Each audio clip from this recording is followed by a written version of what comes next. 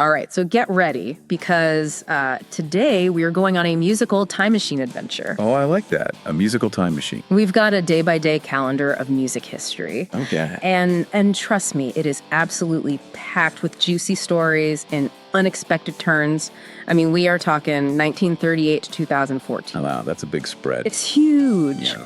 Swing, rock and roll, pop, country, I mean, you name it. Like, get ready for some serious aha moments. Yeah, I mean, it's always fascinating to see how all these seemingly isolated events, when you line them up, you can reveal these broader trends and patterns in music history. Totally. Okay, let's start with 1938. Benny Goodman, Okay, the king of swing, love it. was invited to play Carnegie Hall. Huge deal. Huge deal at the time. Right. But, and here's the catch. Sure. Okay. His black band members were barred from performing because of segregation. Yeah, it's easy to forget how deeply ingrained segregation was back then. Right. Goodman's decision to refuse the offer, that was a bold statement. Yeah. Especially considering his career was on the line. It really highlights how artists can use their platform to challenge the status quo. It's interesting to think about how that act of defiance might have rippled out, and inspired other artists to speak up against injustice. Exactly. Speaking of bold moves, let's jump ahead to 1957. Okay. Picture this. A dimly lit club in Liverpool called The Cavern opens its doors. Seems pretty ordinary, right? Unless those doors lead to Beatlemania, it's incredible to think that such a legendary band got their start in such a, unassuming venue. Talk about humble beginnings. Yeah. And that same year, Little Richard was busy recording Lucille. Wow. Pure rock and roll energy that helped define the sound of a generation. It's wild to imagine these two forces emerging at the same time. Yeah. Shaping the future of music in such different ways. I mean, can you imagine those early Cavern Club shows? Oh, yeah. The raw energy, the screaming fans. Just packed in. It must have been electric. But let's move on to the mid-60s. A time of huge cultural shifts. And some, iconic tunes. In 1964, Hello, Dolly premiered on Broadway. Oh, yeah. Think about it. Broadway, traditionally known for its grandeur and spectacle, Right. embraces this heartwarming story with these incredibly catchy tunes. It's such a feel-good show. Yeah. And it was a smash hit. It captured the hearts of audiences across the country. And while Hello, Dolly was lighting up Broadway, Yeah. the Temptations were making history with My Girl in 1965. Oh, my girl. Come on. Classic. I mean, those smooth harmonies, Yeah. that irresistible groove, topped the charts and became a soul music classic. It really, you can almost feel the optimism of the era Yeah. in that song, Totally. And it speaks to the power of music to transcend cultural boundaries and connect with people on a deeply emotional level. But as we head into the 1970s, things start to get a little wilder. Here's where things get interesting, right? 1970, The Who, known for their explosive performances, Oh, for sure. kick off their ambitious Tommy tour. Now, Tommy wasn't just a concert, okay? It was a full-blown rock opera, a theatrical experience that pushed the boundaries of what a rock show could be. Wow. It was audacious, ambitious, and a testament to The Who's raw talent and creativity. I'm getting chills just thinking about it. Yeah. But it wasn't all about rock operas and stadium shows. In that same year, John Lennon faced a very different kind of spotlight. Yes. 8 of his lithographs, they were displayed in a London gallery, were deemed obscene and were confiscated by Scotland Yard. No way. Yeah. And it sparked this debate about artistic freedom and censorship. And it reminds us that even the most celebrated artists can face backlash for challenging social norms. It's like he was pushing the boundaries of what was considered acceptable in art, just as The Who were pushing the boundaries of live performance. Exactly. Two very different expressions, but both fueled by that same spirit of artistic rebellion. Okay, on to the eclectic 1970s, a real mix of musical flavors. Oh, yeah, a lot going on. So much going on. Yeah. In 1972, the world said goodbye to David Seville, the creator of Alvin and the Chipmunks. Oh, wow. Yeah. It's easy to dismiss novelty songs, but they can have a huge cultural impact. And Seville, he also wrote Come On to My House for Rosemary Clooney. Wow, I did not know that. Yeah. Had a knack for writing catchy, enduring tunes. It's a reminder that success in music can come in many forms. Now, let's fast forward to 1975. Paul McCartney and Wings touched down in New Orleans to record Venus and Mars. Oh, Venus and Mars. New Orleans, with its rich musical heritage. Such a good vibe. Yeah, and vibrant energy, was the perfect backdrop for Wings' creative exploration. They recorded at C. Saint Studios, owned by the legendary Alan Toussaint. Oh, wow. A hub of musical innovation. The album itself, while maybe not their most commercially successful, had this unique blend of rock, funk, and soul that really showcased their versatility. It's amazing how location can influence a band's sound. For sure, absolutely. But while Wings were creating musical magic in New Orleans, things were a bit more tumultuous for another music icon. Greg Allman. Okay. One half of the Southern rock powerhouse, the Allman Brothers Band, graced the cover of Rolling Stone in 1975. Very cool. Very cool, right? Yeah. But behind the scenes, though, his highly publicized marriage to Cher was falling apart. Oh, right. I remember that. It was all over the tabloids. It was everywhere. Their divorce, finalized in 1979 after a long and complicated process, was a reminder that even rock stars face real-life struggles. Yeah, it's like a glimpse behind the curtain of fame, reminding us that even those who seem to have it all are dealing with their own personal dramas. Right. But amid those personal ups and downs, there were still some huge musical achievements in 1976. Okay, what happened in 76? This was the year Peter Frampton released Frampton Comes Alive. Oh, yes.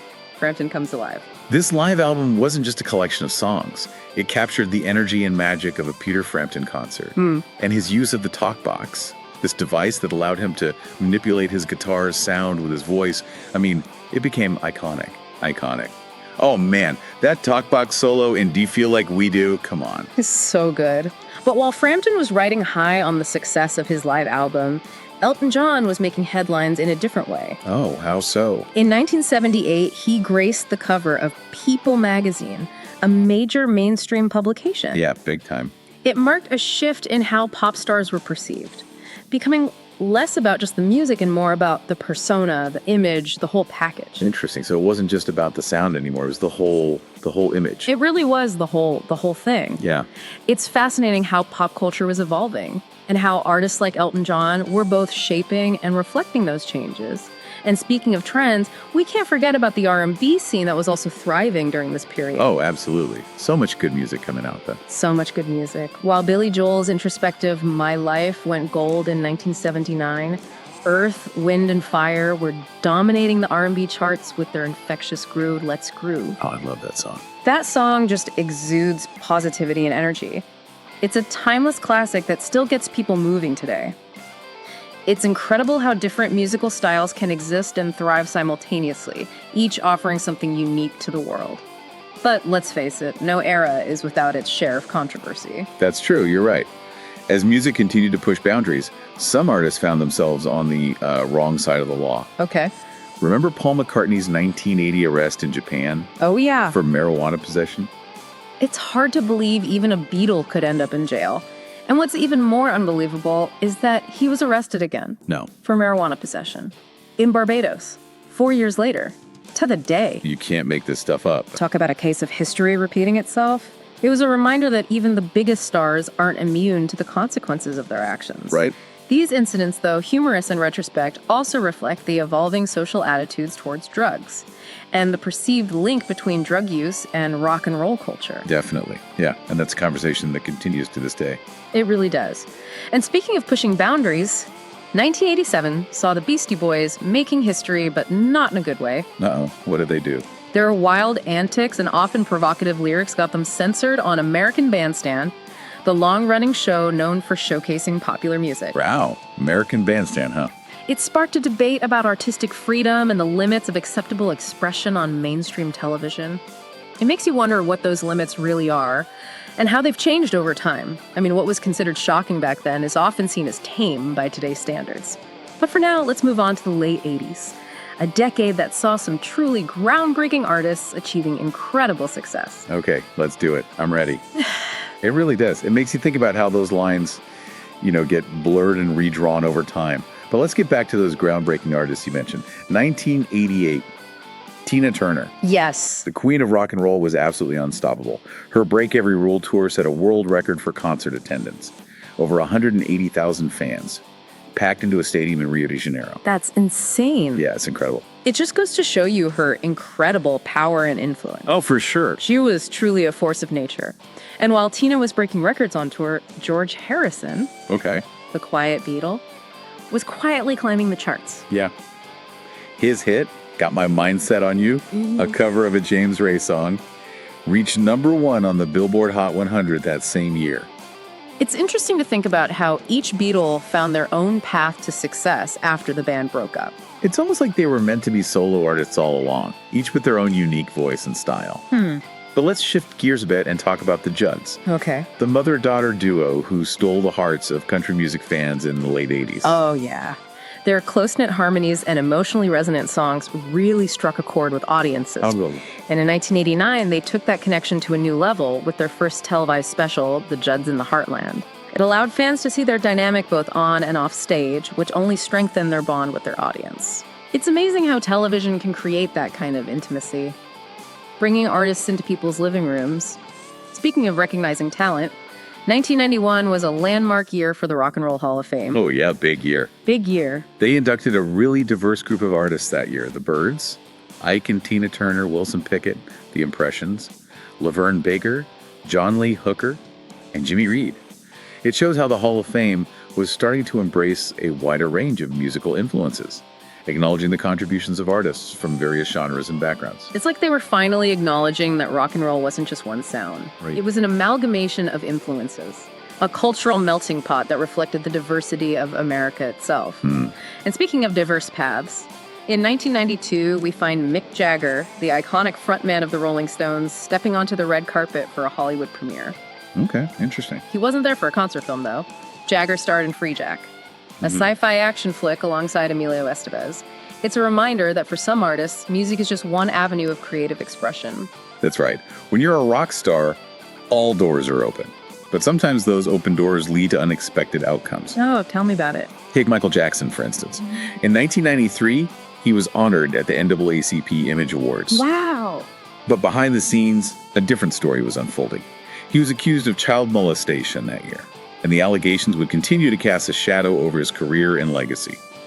It's a reminder that even the most celebrated figures can be deeply flawed, and the price of fame can be incredibly high. It's a tragic reminder that even those we idolize are human, capable of both great artistry and terrible actions. It's a difficult reality to reconcile. But speaking of strong women in music, the mid-90s saw female artists shattering glass ceilings and achieving unprecedented success. Oh yeah, for sure. Janet Jackson, already a pop icon, signed a groundbreaking $80 million deal with Virgin Records in 1996. Wow. It was one of the largest contracts ever for a female artist at the time. A clear sign of her power and influence within the industry. Yeah, that's huge. It's a powerful statement showing that women were finally demanding their rightful place at the table. And Janet wasn't alone. Melissa Etheridge, known for her raw, honest songwriting and powerful vocals, achieved both gold and platinum certification for her album Your Little Secret that same year. Yeah, her success proved that audiences were craving authenticity and vulnerability, and Melissa delivered in spades. It's interesting how certain artists, through their music and their persona, can tap into the zeitgeist and become voices for a generation. Absolutely. They become more than just musicians. They become cultural touchstones, representing something bigger than themselves. And speaking of unexpected cultural intersections, in 1999, we find Warren Zevon. Oh, Warren Zevon. A sardonic singer-songwriter known for his dark humor, performing at a rather unusual event. Let me guess. A presidential inauguration. Not quite. He was part of the inauguration celebration for Jesse Ventura. Oh, wow. Jesse the Body Ventura. The newly elected governor of Minnesota. Ventura, a former professional wrestler and political outsider, was known for shaking things up. And his choice of inaugural entertainment certainly reflected that. You wouldn't have pegged Warren Zevon as the inauguration type, but I guess it speaks to the power of music to bridge divides and bring people together in unexpected ways. It really does. Music can definitely be a unifying force. And speaking of unifying forces, there's perhaps no institution in country music more revered than the Grand Ole Opry. In 1999, they welcomed a new member into their esteemed ranks, the one and only Trisha Yearwood.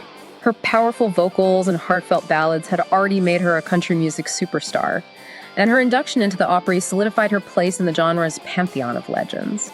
But as the 20th century came to a close and we entered the new millennium, the music industry was on the brink of a digital revolution that would fundamentally change how we consume and experience music. Absolutely. The rise of the internet and digital streaming platforms would create both opportunities and challenges for artists, and the landscape of the music industry would be forever altered. It's fascinating to think about how this digital shift affected the artists we've been discussing. I'm curious, what were some of the early defining moments of music in the digital age? How did established artists like Prince adapt to this new world?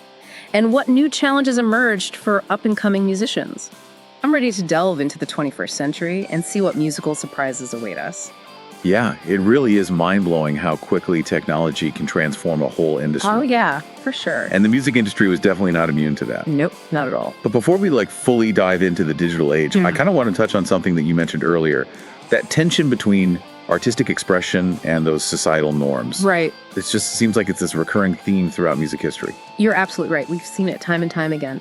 From Benny Goodman's refusal to play a segregated Enya to John Lennon's controversial artwork. Yeah. Artists are often the ones who push boundaries, challenge conventions, spark those important conversations. Right. And sometimes those conversations can be, well, uncomfortable. Definitely. Even controversial, right? Oh, for sure. But isn't that part of what makes art so powerful? I think so. Yeah. It has that ability to make us think, question our assumptions, to see the world from different perspectives. Exactly.